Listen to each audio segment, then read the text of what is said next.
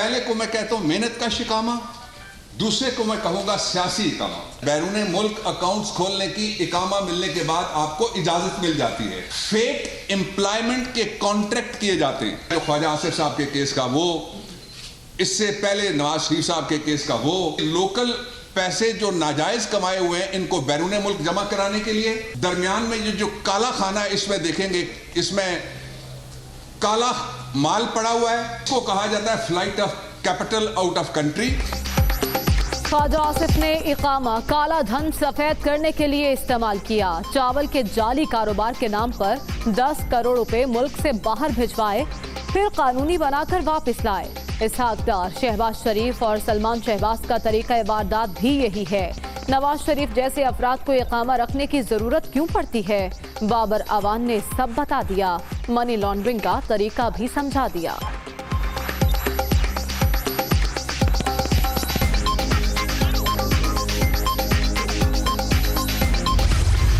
कभी भी सियासी इंतकाम के कायल नहीं हैं, हम कभी भी विच हंटिंग के कायल नहीं हैं, लेकिन एहतसाब के अमल से तहरीक इंसाफ और इमरान खान पीछे नहीं हट सकते। इमरान खान इस्तीफा नहीं देंगे, मुखालिफिन अपना फैसला करें। पीपल्स पार्टी ने कल पीडीएम का बयानिया दफन कर दिया। साबित हो गया अपोजिशन इस्तीफे देने में संजीदा नहीं।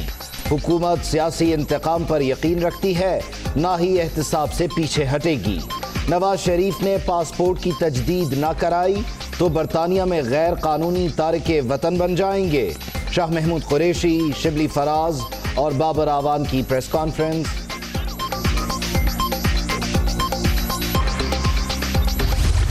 नैब के जो जज हैं वो एक अल्लाह को प्यारा हो गया अरशद मलिक, मैं क्या कहूँ उसको।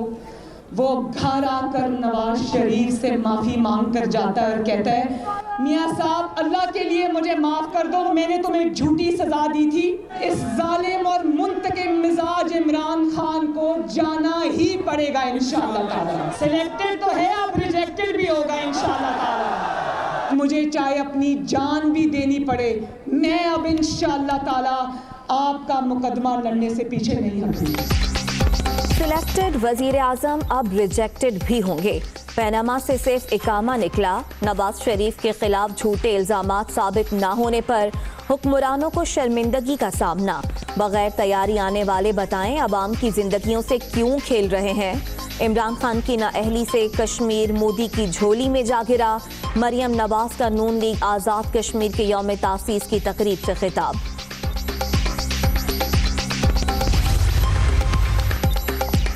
नून लीग भी पीपल्स पार्टी के ट्रैक पर। ज़िम्नी इंतखाबात और सेनेट इलेक्शन में मैदान खाली न छोड़ने का फैसला। मरियम नवाज की फजल रहमान से आज अहम बैठक शेड्यूल। ख्वाजा आसिफ की गिरफ्तारी और हुकूमत मुखालिफ तहरीक पर बातचीत होगी।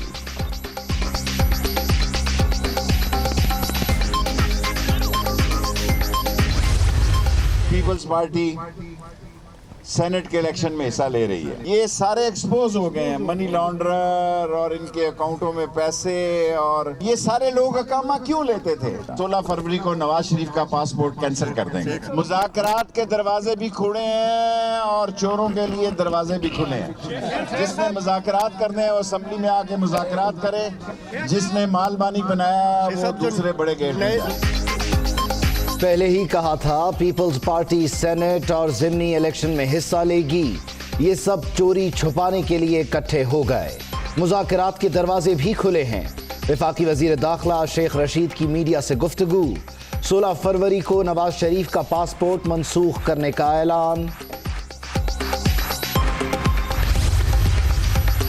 जियालों के हुकूमती इत्तेहादियों से राब्ते। पीपी वफ्द की बहादुराबाद आमद।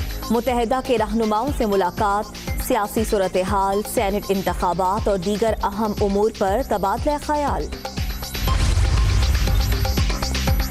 इस्तीफे पार्टी क़यादत को भिजवाए थे, आपको नहीं।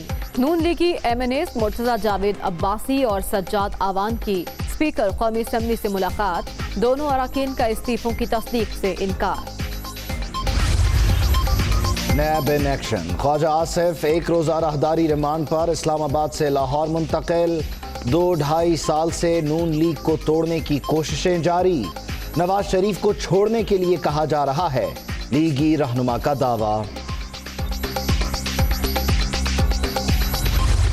करप्शन किंग जिसको सियालकोटी ठग के नाम से पहचाना जाता है, वो नैब के पंजे में आया है। जो जैली राजकुमारी हैं, उनको ये कहना चाहती हूँ कि आप फिलफौर सीट बेल्ट बांध लें, क्योंकि आपका करप्शन का टाइटैनिक जो है वो डूबने वाला है। सियालकोट का ठग नाप के शिकंजे में आ गया। ख्वाजा आसिफ ने मनी लॉन्ड्रिंग के लिए खवातीन के अकाउंट्स इस्तेमाल किए। बिलावल ने नून लीग के नजरिए को पाश कर दिया। जाली राजकुमारी और मौलाना के 9 खिलाड़ी आउट हो चुके। फिरदौस आशिक आवान बता सकते हैं मर्दमशुमारी में कहां कहां डंडी मारी गई। कराची और हैदराबाद के शहरियों ने नताइज कबूल नहीं किए। वज़ीर आला सिंध मामला मुश्तरका मफादात काउंसिल में उठाएं। फैसल सब्जवारी का मुतालबा। मामले पर मौक़िफ़ एक, मर्दमशुमारी से मुतालिक मुआहदे पर अमल किया जाए। ताज हैदर की गुफ्तगू।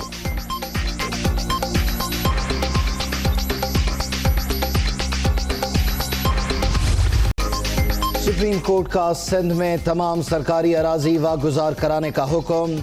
जमीनों का रिकॉर्ड भी तलब। बताया जाए अब तक कितने रफाही प्लॉट्स वागुजार कराए गए।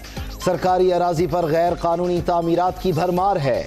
चीफ जस्टिस गुलजार अहमद के रिमार्क्स। कोरोना का दूसरा स्पेल खतरनाक, मजीद 55 अफराद जान से गए। अब तक 10,047 अमवात, 2,155 नए मरीज।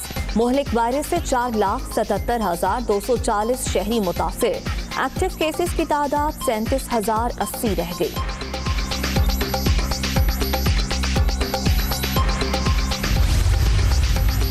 कोरोना वैक्सीन की जल्द दस्तयाबी के लिए हुकूमत के मैन्युफैक्चरर से राबते। वजारत सेहत, NITB और नादरा के इश्तराक से नेशनल इम्यूनाइजेशन मैनेजमेंट सिस्टम तैयार।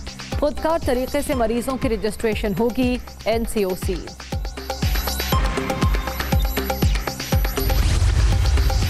महंगाई की चक्की में पिसे आवाम के लिए बुरी खबर। बिजली की कीमत में 1 रुपया 6 पैसे फी यूनिट इजाफा। सारिफीन पर 8 अरब 40 करोड़ रुपए का बोझ पड़ेगा। अक्टूबर नवंबर की फ्यूल प्राइस एडजस्टमेंट की मद में कीमत बढ़ाई गई।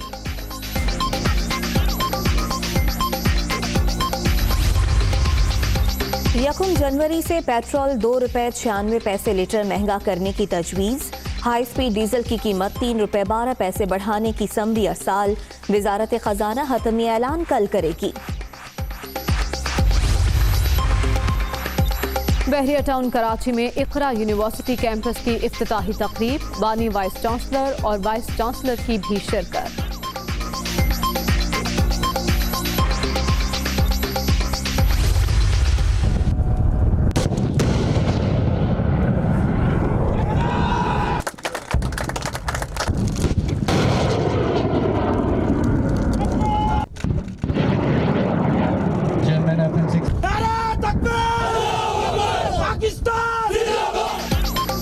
पाक बहरिया का जमीन से फजा में मार करने वाले मिसाइल्स का मुजाहिरा।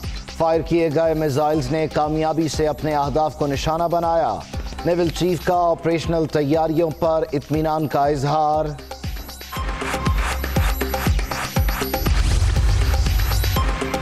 भारत पाकिस्तान को जंग में शिकस्त नहीं दे सकता।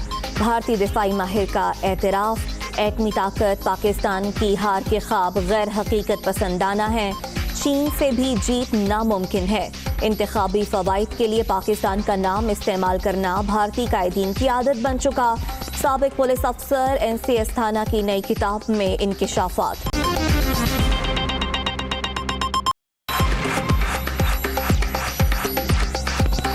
अस्सलामुअलैकुम, मैं हूं उबैद। मैं हूं उम्मे रुबाब जैन और मैं हूं मरियम ज़ीशान। हेडलाइंस आपने जानी, खबरों की तफसीलात इस ब्रेक के बाद। मरियम नवाज का आज़ाद कश्मीर में जलसे से खिताब। वज़ीर आज़म इमरान खान पर ताबड़तोड़ हमले किए।